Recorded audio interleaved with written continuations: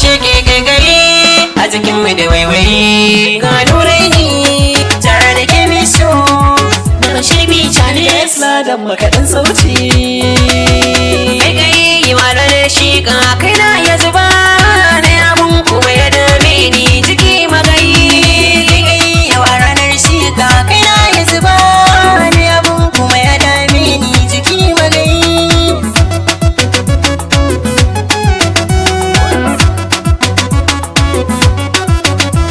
fahimta fuska idan kun duba za ku iya gani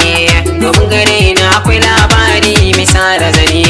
samun aminiya shaida ce ne rashe da sani mun tashi tara abinda na so shi ke mini ya zani jika gidansu ya kai ni gamo da jini amma a ƙarshe ne masa sharri bakin yanayi ina haɗa shi da umar da abba rami da haka laifin da bai yi ba kusa da kaga buri ya cika ne masa sharri da yin matanci har suka cika ƙarshe sun kore ba shi gidan ni sun bar ni saka domin yana son abin da nake so shi ne ya saka da gaskiya fi hali suka gane sai na ci da ka kuma silar haka duka na rasa shirin kai gai ni magare na akwai labari ko bani ruwa mota ta sauri na huta a jini ta sha ta dawa ubangida ne garin na hakika ya so ni kuwa ya na biya mini duka bukata kuɗi ta buwa mota ya bani na kai matansa zuwa uwa kuma idan na bida kamar uba da da amma kai na yi wa kai na duniya ta nada alaki mai siya ka bi ni ba ku bi ni kuji cikin gida na sako na lungu na kan kewaya kamar gidanmu nake yin yawo yana da diya sunan ta fara diya mai kyau ya bala rabiya ni da nake hura kunnayenta ya mai tarbiya a tsakiyar mu da su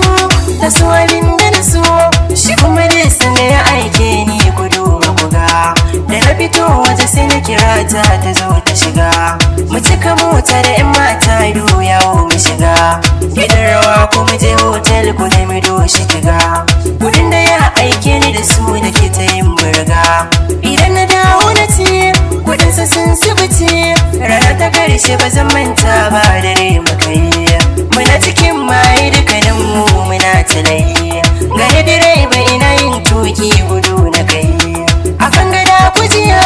muna cikin tafiya cikin ruwa duka suka mace gefen gadar na buga bayan an samu su an kamo ni ina bidar ragaji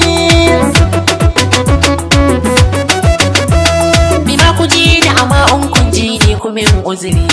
kowa ya san da mawaƙi ne ni ƙauye da gari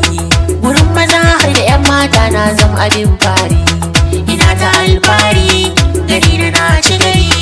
hakan ya sa na ɗau girman kaina a zabi sa kaina ana cikin haka na yi gamo da wata mai ra'ayina burin ta ɗaya miyo auren sunna na sa ta gidana ta yi min alƙawari na biyayya ba ta saba batuna ni kuma dai a gani na zamani bisa kaina tana hidimomi da haka ban tsaya kalla ba ta sha faɗa mini in ba ni rayuwa ba za ta iya ba idan ta zo gona sai in ta nuna tsana ƙarshe ta koma gun yaro na so ta bashi ya karba ashe diyar wani hamshagi ce ni ko ban yi sani ba har ta siya masa kayan aiki kamfani kuma babba wanda ni ta so ta yi wa hakan a baya na ki na duba har ya zamo jama'a sun ce tafiya ba sa yi da ni ba yau gani gansa ina zan sa kaina na samu sawa ba